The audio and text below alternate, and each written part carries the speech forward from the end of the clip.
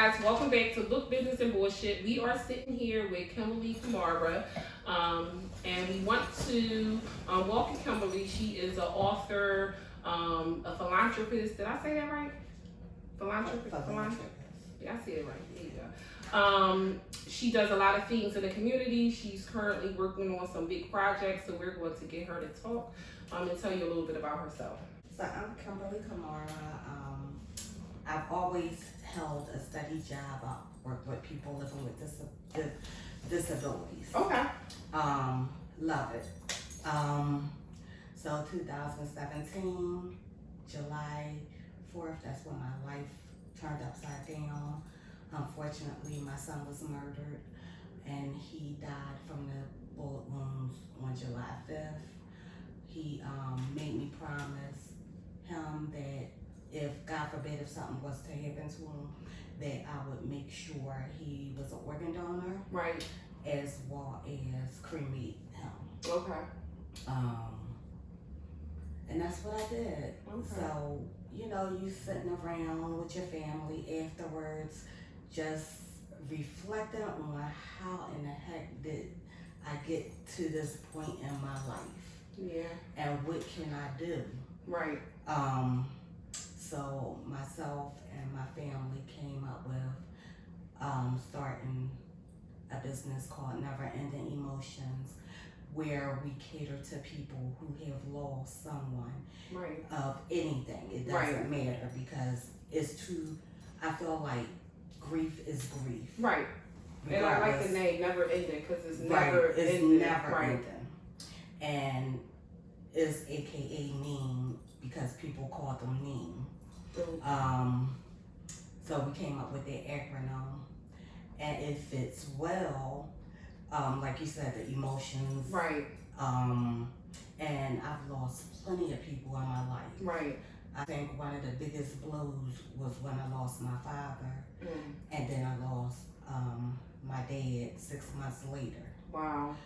And that took me on an emotional roller coaster. Right. Then fast forward to losing my son, but the pain, losing my dad, my heart broke. Right. Losing my son, my heart shattered. Yeah. I don't know how I go on. Yeah. Why I go on, but it's bigger than me. Right. It's bigger than me losing my son. And if I could just help one person. You don't give up, right? So I see the strength in you. And I think that, that's why you received so much success with starting Neem, was because a lot of people, like you use your pain, you really turned your pain into purpose. Like you're out here, even when you're having dark moments, you express that on social media. The importance of having your village. And as much as I know, I can only imagine that, it's still I would still be slightly angry at times. You didn't allow that to really turn you bitter. Like you're out here, making sure his name don't go in vain. Like I know who he is. I didn't know who he was. I know who he is. I know the mission behind, the company. I see the efforts through the whole family. So I really think like when you talk about keeping somebody's name alive, you have kept his name alive. His memory is going to forever be here because of you. So I do think that, sometimes when we're in our dark places, we got to look at just what we're doing, because a lot of the work you're doing is appreciated, because people need to see like these young people, they got people that love and care about them. Like, they got kids out here, it's not just, you might be angry at that person for a moment, or you might be acting out emotions, but it's a long-term effect that never goes away. Right. So I do appreciate what you're doing in the community. Thank you. Are there any other business endeavors that you'd like to share with us? So right now I'm filming a documentary. Okay. And I'm excited about it. I can't wait.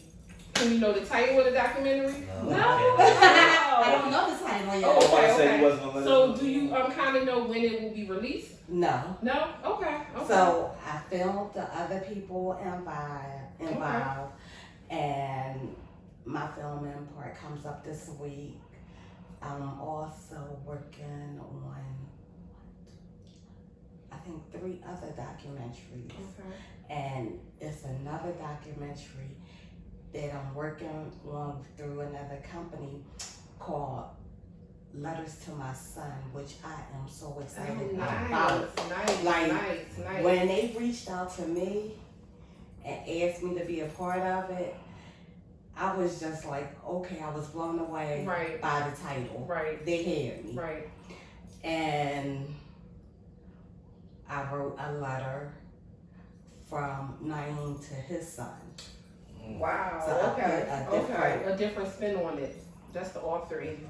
So can you tell us that's the author in it? She put a little twist on it. And then I wrote a letter from his son to him. Okay. Dope. So then I have to memorize That's it. a lot of authors in here. Like It's a lot of authors in here. I was just like, hearing the whole layout, and there's some heavy hitters in it that's gonna be in it as well. Yeah. And I was just like, y'all want me? Yeah. Like seriously. But that goes back to people see what you're doing. Like people see what you're doing. Yeah. I give you your flowers. She'll tell you, like, I follow you on Instagram, man. Oh, thank you. I was really like, I'm out here doing the damn thing. Thank you. I said that like a year ago. And you still me, doing your thing. This I can honestly say, and I think the pandemic had a lot to do with it because I had more time to sit back and just think and reminisce and see what my child is missing. Right. And like you made a valid point. There are days I'm angry. Right.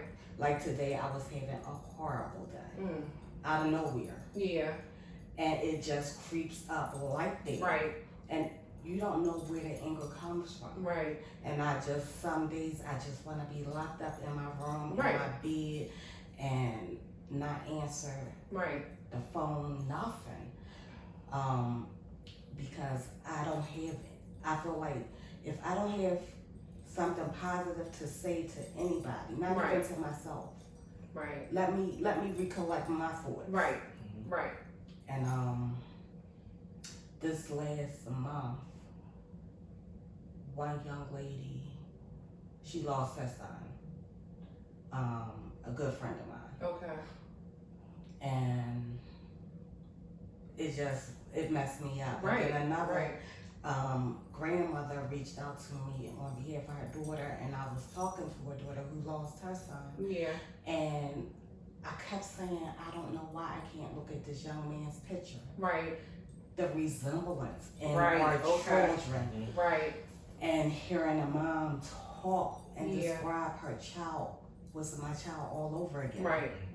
And it's like, wow. Right. So it really. And then he had a son too. And I think when it comes to kids dealing with like death, a lot of our young kids are losing their fathers, or some of them even losing their mothers. Right. Some of them even losing their mothers, and that's a pain that never goes away. And I don't think a lot of people again think about their actions because these kids are young, losing their parents, but that anger it manifests inside of them. And I watch it like my son's ready to be 15, but I watch it in him. Wow. Like he's angry, like he's angry at times. He feels like life is unfair because he feel like he's been shorted. Like, why I don't have a father? You know what I'm saying? So I say that to say, how can we? I don't know what we can do to kind of get our young people, even the adults, because it's not just young people doing these killings. Like to really think about their actions because. A lot of times, it's so easy to pull that trigger or to pick up that weapon and take somebody's life, but you really don't know the domino effect it has. Sometimes it can directly affect you, and I think Philly's so small. We out here killing people. We don't even know who we might be killing. When everybody's case gets solved, and people have to come to court, it's going to be cousins, because aunts and people we out here warring and don't even know, like we warring with people, but the reality is how many of us don't know our entire family? Like you meet a cousin that you know your whole life. So I think that we just need to be mindful, like how do we keep our boys off the street? Like what can we do? Because being a mother of a teenage boy, he's at the age where he want to go outside. Just have to, I think, personally, you have to just probably just keep them active, put Mhm. them in sports, all kind of like activities, and don't have them. Even though you know how we all grew up, we like to hang out around Right. homies That's and enough. be on corners and all that, but we can't do You that can't now. do that. Can't do that now. I think just try to keep them in sports or just keep them moving active. Just Right. keep them active. Somebody, it was a barber picking up his cousin up here in Germantown, Okay. and he was just sitting in his car, idling, waiting for his cousin to come out. They sprayed his car with bullets. He Oh, wow. lived, he survived, Wow. but it's just the point. Now we can't even do that. Yeah. Like it's the little Right, but what about the things. situation that happened? I don't know if you're familiar with the count, but maybe about a month and a half back, it was a drive-by shooting, and it was actually the father and the son in the car. I And the heard son, about that. yeah, the son actually, the son survived. So the son was probably like 7 or 8. The father was killed. He was killed. It was a third passenger in the car who was injured. He was able to recover, but the son was in the hospital for probably like a week, and he had like a big welcome home party. But the reality is, like, you know, once reality set in, not only was he there, he was there. He's traumatized. He's traumatized for life. And then, you know, again, these kids grow up to be adults, and we sometimes be like, why this child so angry, or why they got so much rage? But we don't know what trauma they done been through growing up. There's a lot of beef. There's all this killing. A lot of beef is starting, especially with this new generation, is starting with social media. A lot. They're beefing. Yeah. They're beefing over social media, and then when they see each other, that's when It is what it is. they're Yeah. killing each But other do you all think conflict resolution could be like, you know how we always talk about how schools really don't prepare our kids for life, right? Like they don't teach them about finances and credit and things that they need in the everyday society. Do you think at this point, like public schools have a duty to because the killings is affecting us in It's general. everybody. But like, could we offer Yeah. like conflict resolution? Can we offer Absolutely. different things so our kids are better able to, once they get older? Like I remember, like when I was out there and I was wild and I was angry, we had different, you know, conflict resolution Right. things. So when I got older, I wasn't listening to it then. Like I didn't want to hear it then because I was angry, you know. But when I got older, I could reflect back on, you know, those teachings and things of that nature. Do you think like, I feel like everybody has a duty to kind of put an end to this Absolutely. killing. So, like even with schools, like how can you open up these schools every day when these kids is out here in poverty? They watching people get murdered, and when they block. And then they gotta go to school every day once the pandemic is over and act like nothing is going on. But they're losing friends. And I remember like when my daughter was in high school, like she like, yo, like just to see that so many people her age on her timeline being killed, that's traumatic. Even if you don't know the person. So, but our kids is they're going. So I feel like the schools, the churches, just every community event kind of have an obligation because it's getting out of control. But like, so say the schools are doing that, don't the parents have to? The don't parents- we have to can't, too. but the parents can't do it. Well, first of all, we have a lot of parents. A lot of parents is not doing that Wait, out here too. but see, this is the thing. I'm saying, I feel like you can't place the blame on just one person. But in order, okay, so the parents, we need the parents. That's the first line of defense, obviously. But then these kids are spending just as much time. When it wasn't the pandemic, they're spending just as much time at school than they do at home. That's 8 hours a day. So we need it to combat the killing. We need it everywhere these kids go. And they used to have it in Right, school. right. We need it everywhere these kids go because, like, prime example, my daughter was in modeling class. But part of modeling class was etiquettes. And you know, like values and morals and things like that. So yeah, they got So yeah, they got on the stage and slayed, and that was fun. But they also was taught core fundamental values that will follow them for life. So I say that to say we can't assume that some kids are coming from good homes because some of them unfortunately are not. Exactly. So okay, you're not coming from a good home, but then you go to school and the positivity is reinforced and the values are reinforced in school or everywhere else. So even though you might not be getting it at home, you are getting it somewhere else. I just feel like we, you know, like all of us, you know, we we outraged, we're tired of the killings, but I don't feel like enough is being done. Exactly. And I kind of feel like it takes more than just one person. And to dive into that a little more, now we had the election coming up. Right. With the DAs. Yes. And I'm not a political person. Right. Never got into it. Right. But we have a lenient DA that's running, and now we have a stricter DA that's running.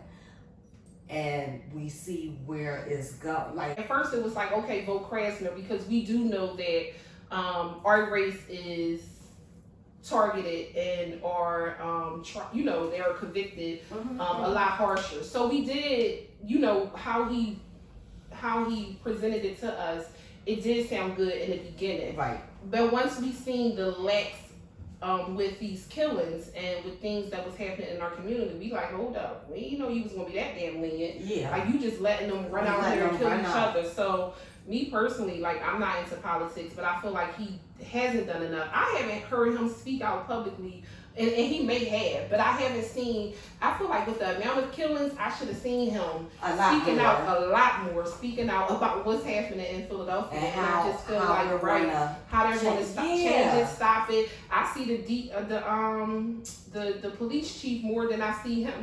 Just it's nothing. So I feel like for me, he's just not a good fit for Philadelphia. Like we need somebody that isn't just racially profiling, but also listen, if you take a life, you deserve whatever legal consequences come your way. And I'm not saying people can't be rehabilitated. I'm not saying. Yeah, I believe some people can be rehabilitated. Some people can. You have to want to be rehabilitated. Right. And I believe if you kill someone in 8 to 10 years, you should not be walking out the door. Yeah. Show me where you have changed in that amount of time. Before murder is 25 to life. No, but that's not wrong. No, my girlfriend, her brother wasn't even he wasn't like in the streets. And he got in an argument with a neighbor up here in Germantown, and while he was walking away, the guy just shot him all up on his block in front of his mom's door, and he only got 4 years. He only got 4 years. And like the family, the family goes through like the trauma all over again, because they were so happy when he was caught, because he went on a run. They finally found him. They were so happy, only to go to court and get smacked in the face because he only got 4 years. That's all his life was worth. But again, it goes back to the judicial system. I don't feel like it's a lot of value placed on our black men anyway. So that's why we have to do something to prevent the killings, like to try to slow it down. Put cops on every corner. I think cops should be on every corner. Who did that? Street. Street did that, right? I think Streets did that before. Yeah. Safe Streets. Safe Streets, y'all. When he had cops on every corner, it was. I think that was. Really needs and then him and his brother opened up the skating ring. Sitting Avenue underneath. It used to be a bowling alley where Pep Boys is. Oh wow! Okay, it used to be the Pep Boys, and it was another building on that side. Yeah, but it was the killings were down. That's what needs to happen. I don't know why they won't do that though, but. And it's like we have to go up in the Northeast to go skating. Bowling up in the Northeast. Like bring some of that stuff back into the community. They like that for a while though. But bring it back. But look at the sugar tax, right? So they started charging for the sugar tax, and allegedly the sugar tax, the money collected from the sugar tax in Philadelphia was supposed to go to the schools and like communities and things like that. I mean, aside from this pandemic that happened and like the free computers and free laptops, what have the kids gotten? They haven't gotten anything. Like, a lot of schools don't have basketball programs, football programs, different activities, because some parents can't afford extracurricular activities. And look at all the schools that have to be shut down. Right. And that also plays a part in all these shootings, because now y'all blend the neighborhoods in, and it's different beefs from years ago. These kids weren't even thought of. Right. And they arguing over their great uncle mess. So Kimberly, you are an author as well. Can you tell us briefly about your book? So Where's My Daddy was birthed out of my son's death. Okay. And Kyrie he was about 5 months, and it was my first time babysitting him by himself. And he got to crying, and I'm looking at him in the car seat, and I start crying because I didn't know what to do. Right. So I picked him up, and we just looked at each other and started laughing. And I was like, one day you gonna ask me where's my daddy, Right. and I'm gonna have to tell you. So I just jotted down the book. Yeah. Oh, And wow. birth, where's my daddy? Wow. And I love that he knows who his daddy is. He see a picture, he be like, that's my dad, that's my dad. Yeah.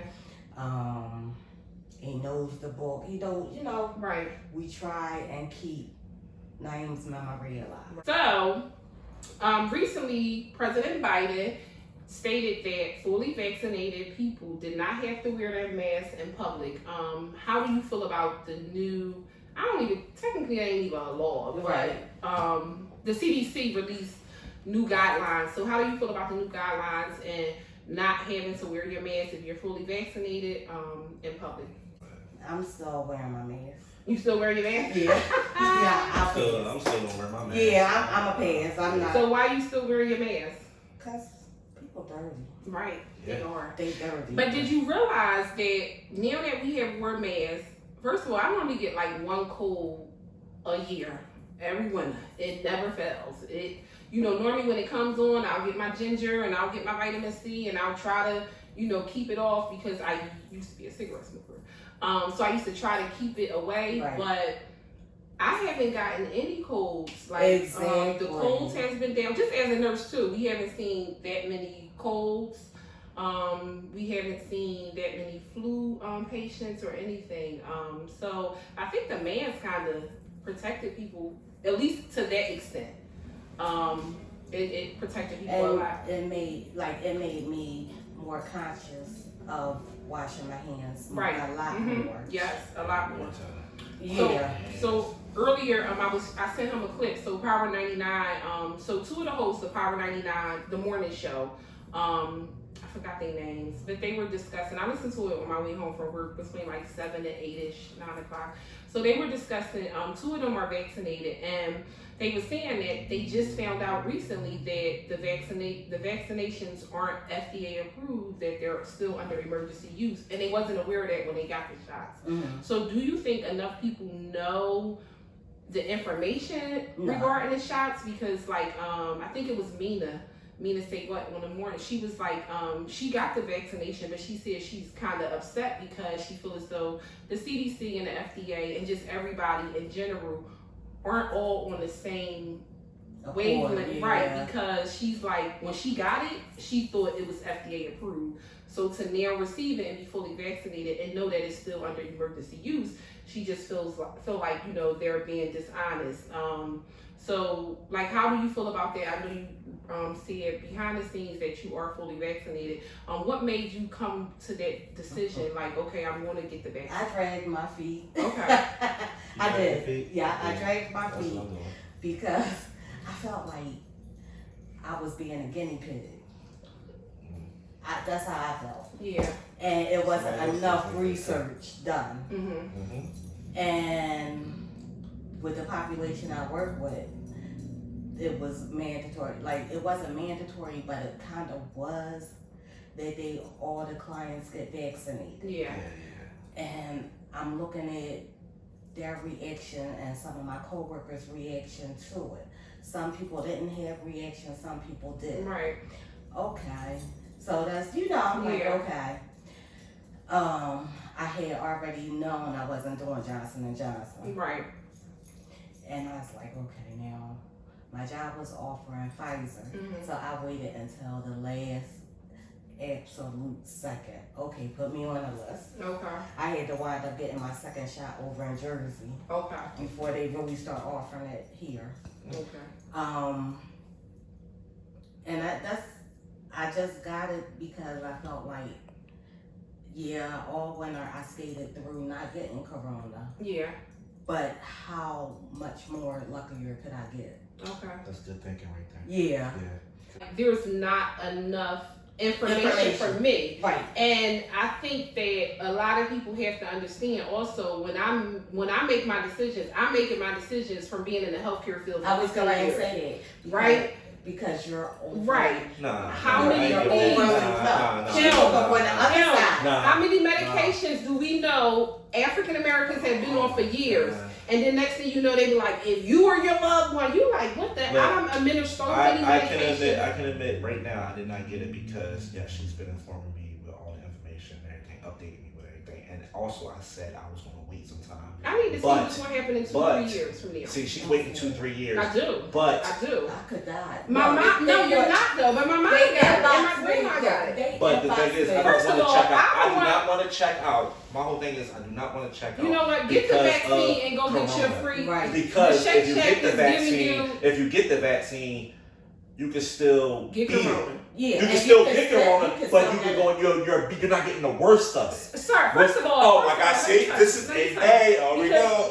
First of all, no. That's why we need. That's why we needed the other person. Did they not wait? Did they? No. Okay? Because again, I feel like everybody is going off of emotions, right? Let's stick to the facts. Are they not now saying you may need a booster shot? Yes, they are. Right?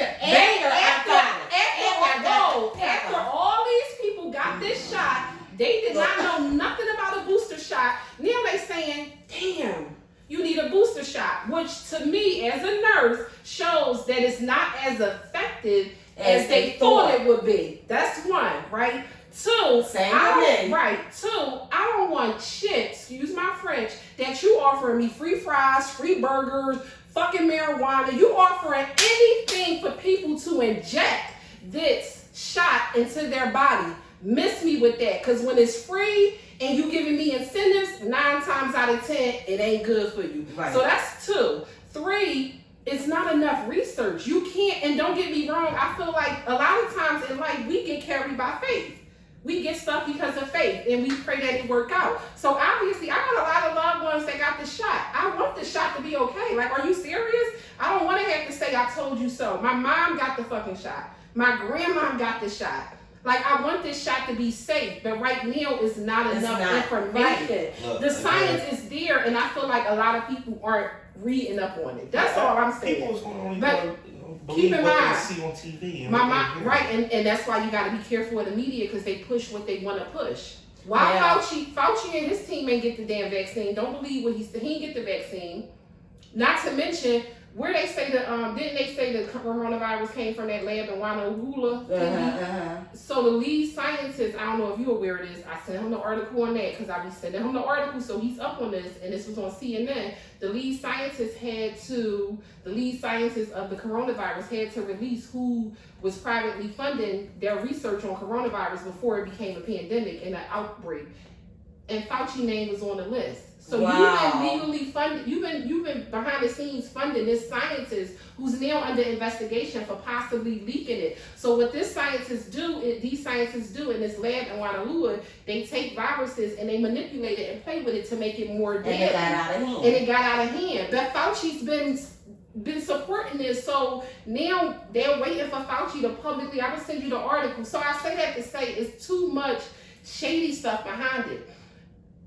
I'll take that when you get a cure for, when you give me a vaccine for fucking AIDS. Give me a vaccine for HIV. Mm-hmm. Give me a vaccine for cancer, because cancer kills a lot of people. I know 90-year-old people that beat coronavirus. I'll take my chances. But I'm telling people, like, make their individual choice. Mm-hmm. Me and my family, my kids, we're not taking it yet. Right. But my mom took it, and guess what? I had to respect her decision, because my mom had coronavirus, and ain't nobody sitting in that hospital but her. So my mom had it bad. My grandma's battling cancer. She felt as though she wanted to get it. But again, I go back to how the doctors are pushing it. They think when they took those shots, they thought they was FDA approved. I'm like, you can't tell nobody after they got a shot, like, yo, it's not FDA approved. You understand what I'm saying? My mom like, it's FDA approved. No, it's not. I even thought the Johnson & Johnson one was FDA approved, because that's how they're working it. With Johnson & Johnson. I'm 70% right now. No. So everybody's saying it's the same. Yeah. The first one is fine. But I think I want to say, because I was on other medication. Okay. because I realized when I was taking my medicine before I had it, I had the same headache. Okay. So it just got more. Okay. It was more intense. After the second shot, baby, I woke up in the middle of the night in chills. Everybody told me that. Yeah, the second shot ain't no joke. When I say I was cold, so I had to put the comforter on the bed, turn the heater on. Everybody told me that. Yeah. I'm on Facebook, and my cousin had inboxed me something about, and I think next month, the zombies, we supposed to turn into zombies because we got the shot here. I go, oh my God, like I'm going to die. Nah. But you couldn't tell me after the first shot I wasn't dying. No. Like I really thought. I think with anything, first of all, I ain't gonna get too deep on this podcast, but I feel like you said, it's an individual choice. I respect everybody's choice for having it, but like you said earlier, it's Philly, we bid, so I won't talk shit. And I was kind of disappointed my mom got it, but when she got it, like whatever happens, we rocking out. Right. But I'm interested to see next winter. You're seeing it right now. No. I see it next winter. Sir, can I finish? Now I'm interested in seeing right now. It's been doing good. I'm interested in seeing when the world open back up. Are vaccinated people more susceptible to other viruses and illnesses?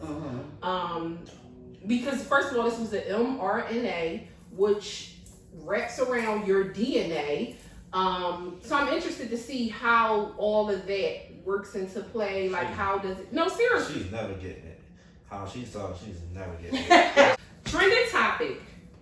Porsha from Atlanta Housewives recently announced her engagement, and her engagement was to a current co-host husband. I missed all that. She got engaged. So she got engaged to a guy named Simon. Well, Simon. I didn't know that. I didn't know it was an engagement. Oh no, they're engaged. They're engaged. She got a big rock. The rock is nice. He's a millionaire, but that was a rock. It's huge. So yeah, they engaged. I missed that, but she Simon said is also PJ's father, business partner. Right. So also the guy that Porsha's engaged to is the business partner of her baby's father. So yeah.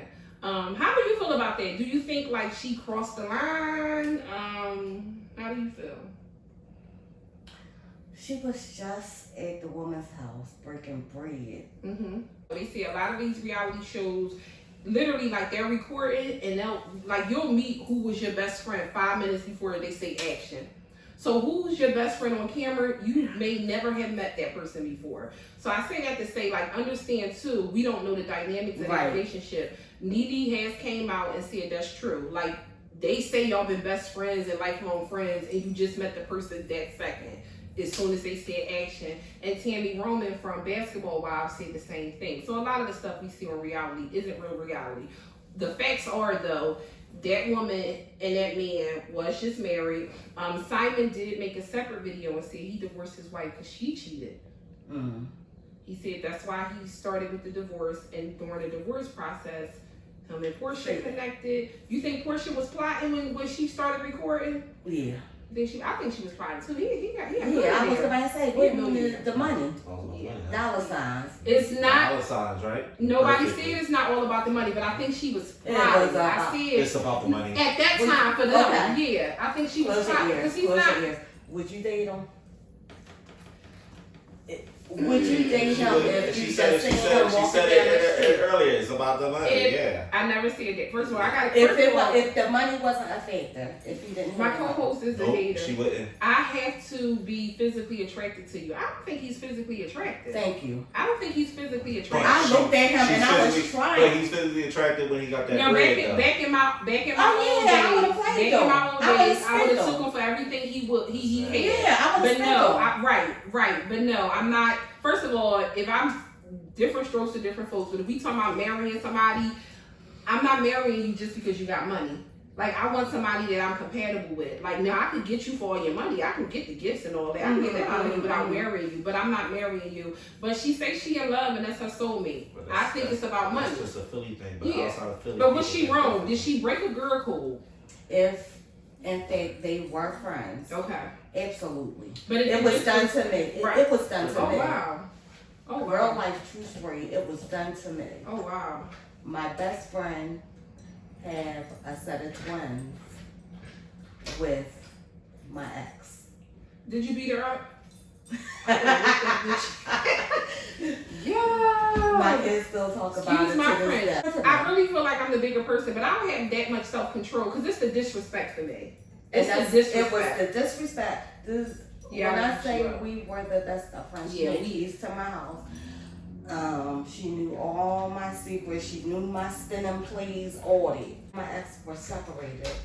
We But were it's still legally your ex. married. But once you date somebody, they're off limits, Right. right? Like, to me, like, once my friends date somebody, and I have had, and I'm pretty sure Right, as a woman you can right. agree, I have had men that my girlfriends date.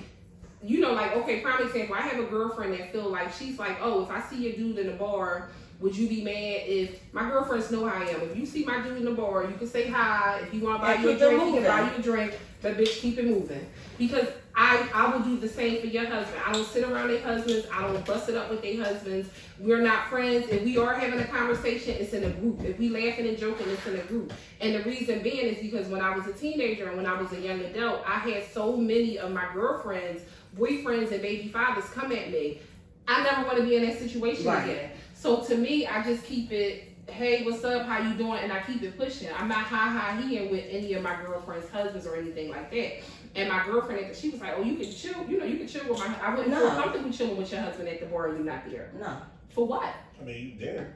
But No, that's okay. But I don't need to be chilling. Yeah, I don't want to be. I'm not.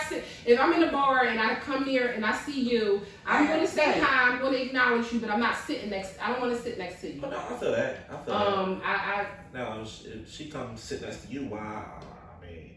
But that's just like I have seen situations where now everybody know I like showing my boobs, right? I like showing my boobs. It is what it is. But I'm not wearing nothing overly revealing around somebody's husband too. But I see like this new age society. Sometimes they leave nothing to the imagination, and they're around people's husbands and stuff. Like I just think certain things are inappropriate. But I guess I'm a little old school. It's like, why are you wearing that in front of somebody's husband? Like, wear whatever you want to wear. Yeah, I ain't with that. But that's when lines get crossed and misconstrued. Right. Who said that? Was it Monique? Was like, she don't give a fuck if her mom staying in the house with her husband. When I leave, mom, your ass gotta leave. Like lines be crossed. I've seen it. They do. I know somebody who was pregnant by the mother's boyfriend. Huh? Yes. Oh wow. Oh wow. So it'd be real life stories that make you have your guard up. Right. And I don't even think it's people fantasies. It's a great, good story. It's a good book to write. What? People fantasies. You write it. Stuff right there. It's a fantasy, right? A lot of people love to have a good adventure, fantasy. So wait, what's the fantasy that have stuff like that? What y'all just said.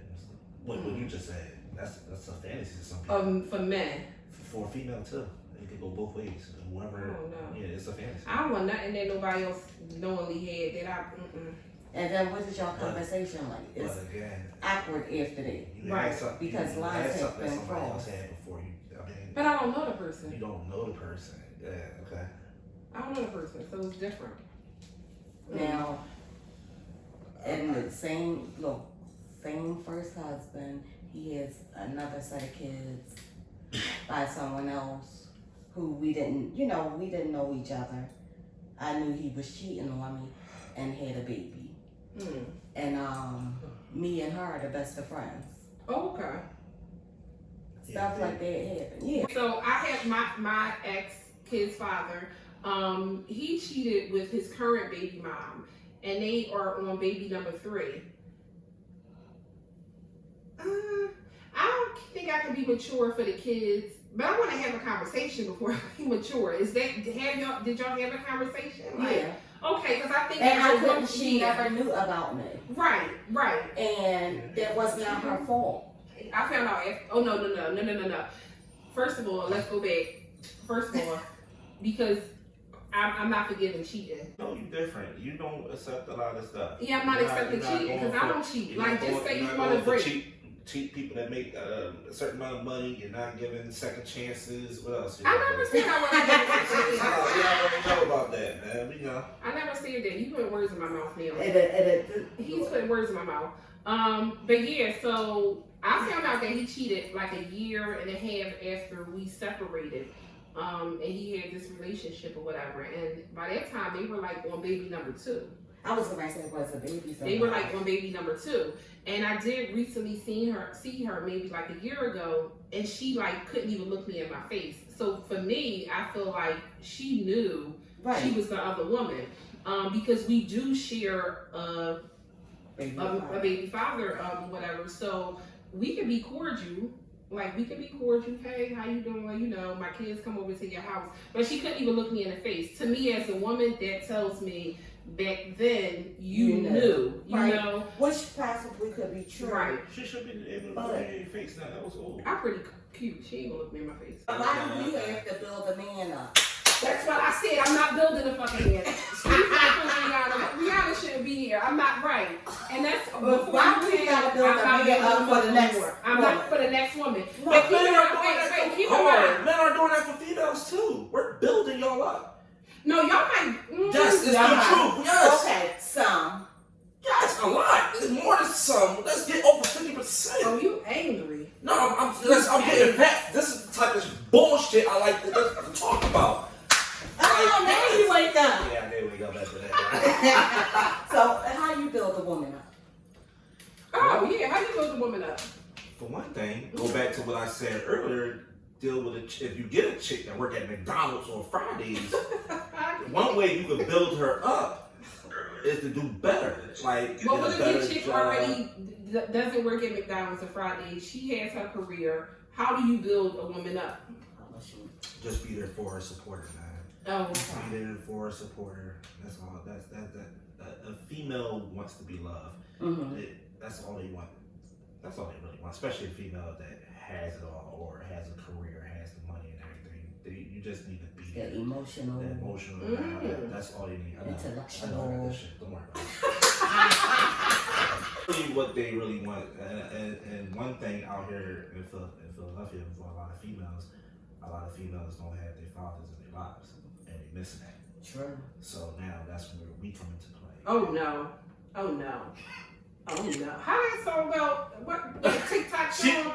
Oh, she said no. What you about to say? That is true. No, I feel like when I was in my 20-ish, I was looking for like a father figure and didn't realize it. But Neon at 35, you give me father vibes, I'm running. I'm not looking for that. I go back to like I feel like you was on point when you said it before. I was on point all the way through. Now I'm not looking. So what do you think about these chicks calling men daddy or zaddy? I think men like to be cool. Okay. A lot of females love to be, they love their man, and he's handling his business.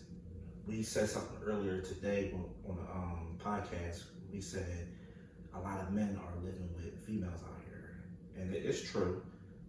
That nigga cannot pay no bills, but he's handling his business with her. Yeah.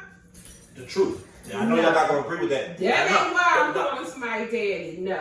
If he's calling, no. You know what zaddy mean? You know the definition of zaddy? Go to Urban Dictionary and look that up. I'm gonna look that up. Go to Urban Dictionary and look up zaddy, and then look up daddy. What it There's a difference. Zaddy is what the nigga is doing in bed. That's why you're getting called zaddy. Okay. Daddy is just like I said, he's handling his business. I guess he's handling other things like you said, the bills or whatever else. I ain't calling nobody daddy or zaddy. Okay, that's more of the younger generation. Why this is not a topic. But you heard what she said. She said maybe if I'm drunk, she said she'll say it. So that's really not true because you meet the right person, you're gonna say it. No, that's not true. Oh, you gotta be drunk to I don't say know it. what my That's name BS. We had a great time. We want to thank you so much for joining us.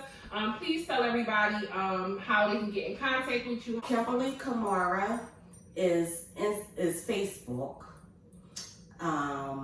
Instagram is Kimberly_Kamara, Kamara 50, as well as name NEEM 1993. Book www.kimberlykamara.com, KIMBERLY Kamara KAMARA.com, or Amazon. This is the cover for Where's My Daddy book, and this is the coloring book. And if you see me in traffic, I have them as well. The book is $12.99 plus tax, and the coloring book is $9.99 plus tax. Awesome.